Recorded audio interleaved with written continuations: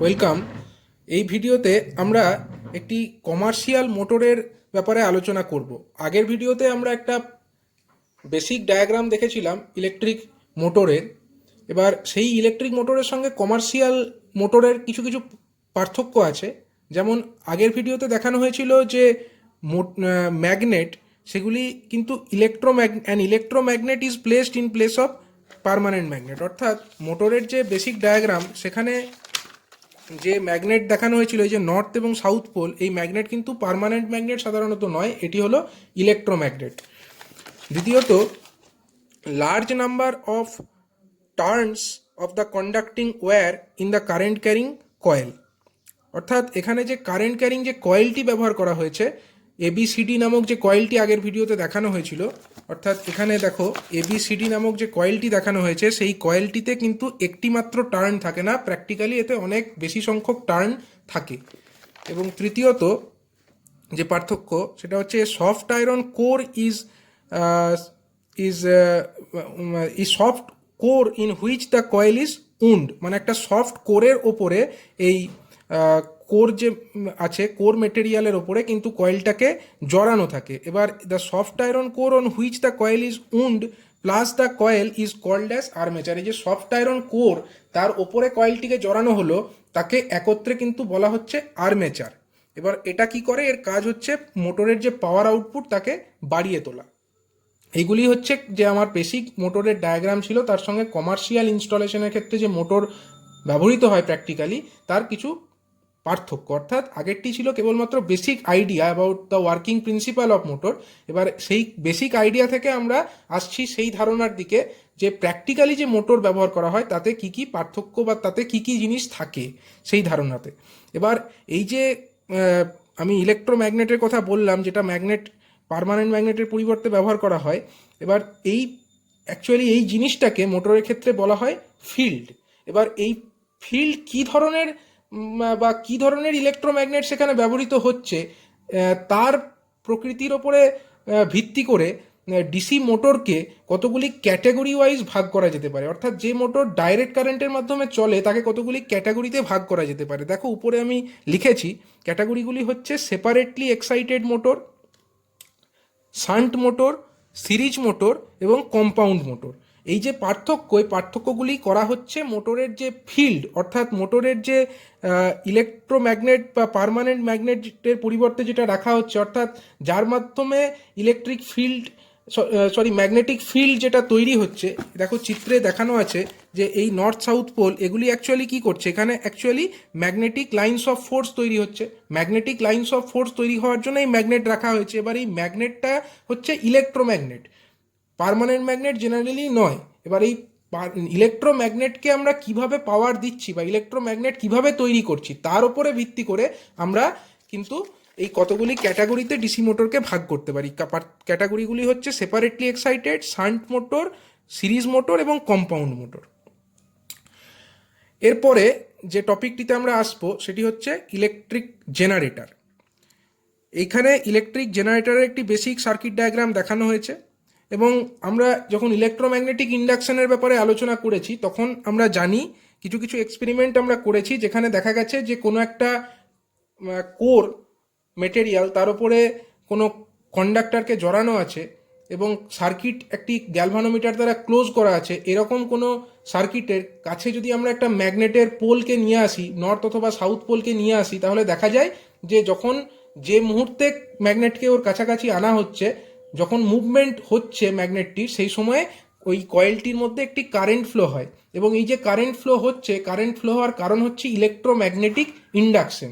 এবং এই ইলেকট্রোম্যাগনেটিক ইন্ডাকশনের মাধ্যমে সামান্য কিছু কারেন্ট তৈরি হতো, এবং যার মাধ্যমে কিন্তু গ্যালভানোমিটারের কিছু ডিফ্লেকশন, অর্থাৎ কিছু কাঁটার যে কিছুটা নড়ে ওঠা আমরা লক্ষ্য করেছিলাম। এবার এই যে ইলেকট্রোম্যাগনেটিক ইন্ডাকশন, এই প্রিন্সিপালকে কাজে লাগিয়েই ইলেকট্রিক জেনারেটর তৈরি করা হয়, এবং সেই ইলেকট্রিক জেনারেটরের মাধ্যমে প্রচুর পরিমাণে কারেন্ট উৎপন্ন করা হয়। এবং এই ইলেকট্রিক জেনারেটরের যে প্রিন্সিপাল, সেটাকে আমরা ঘরেও এমনকি তৈরি করতে পারি। এই প্রিন্সিপালকে কাজে লাগিয়ে ঘরেও আমরা বিদ্যুৎ উৎপাদন করতে পারি, এবং লার্জ স্কেলে ইন্ডাস্ট্রিতে, অর্থাৎ বড় বড় শিল্পে লার্জ স্কেলে এই বিদ্যুৎ উৎপাদন করা হয়ে থাকে। এবার দেখো এবার কিভাবে এই জেনারেটর কাজ করে সেই আলোচনায় আসা হচ্ছে। An electric generator as shown in figure consists of rotating rectangular coil ABCD placed between two poles of permanent magnet and the two ends of the coil connected to two rings R1 and R2। এখানে দেখো, এইখানে যে একটি coil ABCD নাম দিয়ে denote করা হয়েছে, এখানে রেক্ট্যাঙ্গুলার কয়েল ব্যবহার করা হয়েছে এবং এই রেক্ট্যাঙ্গুলার কয়েলের যে দুটি এন্ড তাকে R1 নামক একটি রিং এবং R2 নামক একটি রিংয়ের সঙ্গে যুক্ত করা আছে এবং এবং তাই সেই কয়েলটিকে রাখা হয়েছে কোথায়? কয়েলটিকে রাখা হয়েছে ম্যাগনেটের নর্থ এবং সাউথ পোলের মাঝখানে, অর্থাৎ ম্যাগনেটের নর্থ সাউথ পোলের মধ্যে রাখার অর্থই হচ্ছে এখানে ম্যাগনেটিক লাইন্স অফ ফোর্স তৈরি হচ্ছে নর্থ থেকে সাউথের দিকে এবং সেই ম্যাগনেটিক লাইন্স অফ ফোর্সের মধ্যে এই কয়েলটিকে রাখা হয়েছে এবং কয়েলের যে দুটি এন্ড R1 এবং R2-র সঙ্গে যুক্ত করা আছে এবং কয়েলের যে ভেতরের দিক সেই দিকটি হচ্ছে ইনসুলেট করা আছে। এবার লক্ষ্য করো, the two conducting stationary brushes B1 and B2 are kept pressed separately on the rings R1 and R2 respectively, and the two rings R1 and R2 internally attached to an axle. এখানে দেখো, এই যে দুটো ring R1 ring এবং এই R2 ring, এই R1 এবং R2 রিংয়ের যে ভেতরের দিকটা হচ্ছে ইনসুলেটেড। এই একটা রিংয়ের ভেতরের দিকটা হচ্ছে ইনসুলেট করা, অর্থাৎ কারেন্ট ক্যারি করে না, ইনসুলেট করা আছে। সেই ইনসুলেটেড এন্ডটা কোথায় বসানো আছে?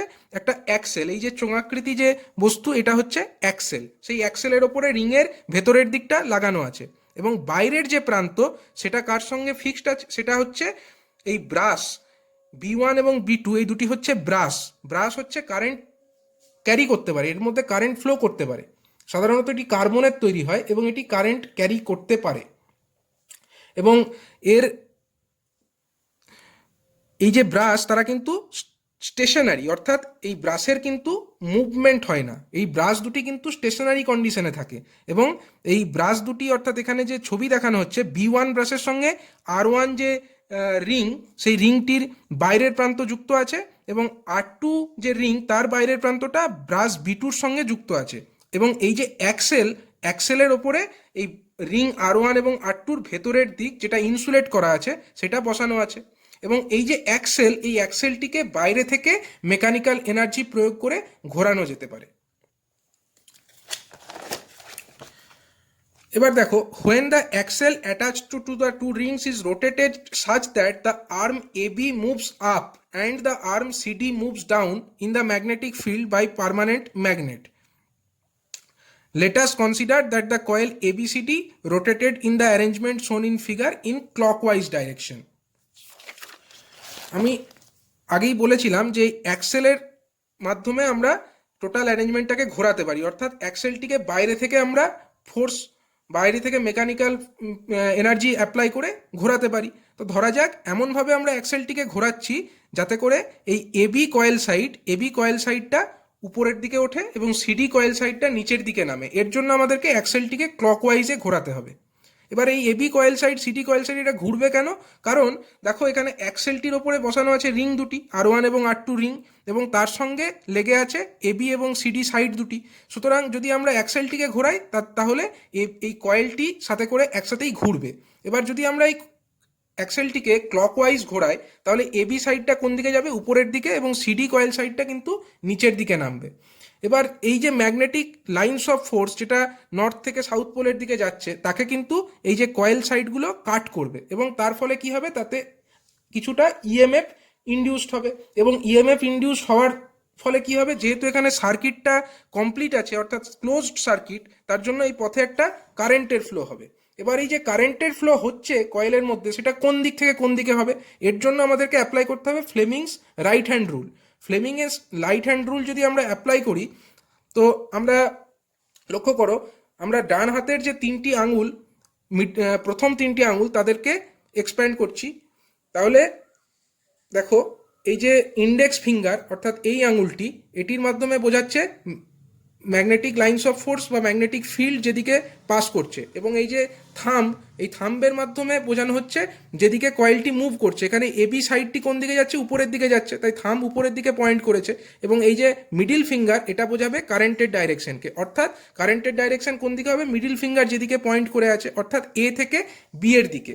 এবং একইভাবে এই যে CD coil side, CD coil সাইডের জন্য কারেন্ট কোন দিকে যাবে, সেক্ষেত্রে দেখো, সেক্ষেত্রে আমার যে ডান হাতের 3টি আঙুলকে যদি আমরা এক্সপ্যান্ড এইভাবে করি, প্রথম 3টি আঙুলকে, এই যে ইন্ডেক্স ফিঙ্গার এটা বোঝাচ্ছে ম্যাগনেটিক ফিল্ডের ডাইরেকশন, থাম্ব অর্থাৎ বুড়ো আঙুল যেটা নিচের দিকে পয়েন্ট করা আছে যার জন্য দেখা যাচ্ছে না, থাম্ব দিয়ে বোঝানো হচ্ছে direction of the CD coil movement, অর্থাৎ সিডি কয়েল নিচের দিকে যাচ্ছে। এবং লক্ষ্য করো এই যে মিডিল ফিঙ্গার এটা কিন্তু উপর থেকে নিচের দিকে, অর্থাৎ সি থেকে ডি এর দিকে মুভ করে আছে, অর্থাৎ কারেন্টটা এই কয়েলের মধ্যে সি থেকে ডি এর দিকে ফ্লো করবে। এবং যেহেতু বাইরে থেকে এই কয়েল সাইডটা বি1 এবং বি2-র সঙ্গে যুক্ত আছে, তাহলে এক্সটার্নাল যে সার্কিট সেখানে কারেন্ট কোন দিকে যাবে, বি2 থেকে বি1-এর দিকে কারেন্ট ফ্লো করবে এক্সটার্নাল সার্কিটের মধ্যে দিয়ে। অর্থাৎ ফ্লেমিংয়ের রাইট হ্যান্ড রুল অ্যাপ্লাই করে আমরা কারেন্টের ডাইরেকশনটা পেয়ে গেলাম।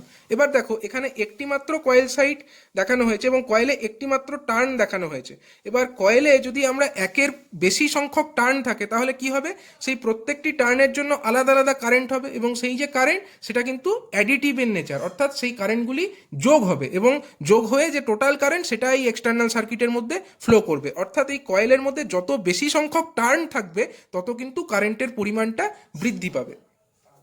এবার যখন অর্ধেক রোটেশন হয়ে যাবে, অর্থাৎ যখন অর্ধেক রোটেশন হয়ে যাওয়ার অর্থ হচ্ছে এবি সাইডটা তখন আবার এই দিকে চলে এলো, অর্থাৎ এইখানে হয়ে গেল আমার এ এবং এখানে বি, এবং সিডি কয়েল সাইডটা তখন কোন দিকে চলে আসবে, সিডি কয়েল সাইডটা এই দিকে চলে আসবে, অর্থাৎ এখানে ডি এবং এখানে সি হয়ে যাবে।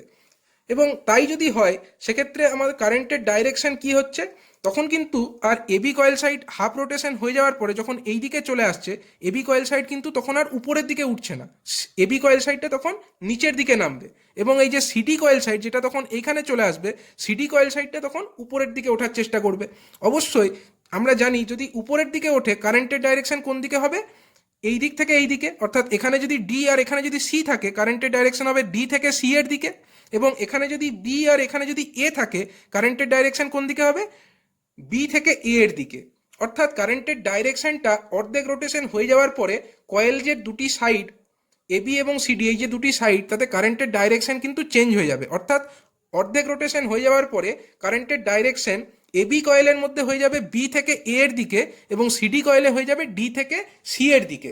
অর্থাৎ কারেন্টের ডাইরেকশনটা চেঞ্জ হয়ে গেল। এবং তাই যদি হয় এবং আমরা যদি আর অন্য কোনো ব্যবস্থা গ্রহণ না করি, অর্থাৎ এই যে সমস্ত আমরা যে রিং ব্যবহার করেছি এইগুলির ব্যবস্থা যদি না গ্রহণ করি তাহলে কি হতো, তাহলে আমার যে ডি সাইড সেটা কার সঙ্গে যুক্ত থাকতো, সবসময় বি2-র সঙ্গে যুক্ত থাকতো, এবং যে এ সাইড সেটা সবসময় আমার বি1-এর সঙ্গে যুক্ত থাকতো।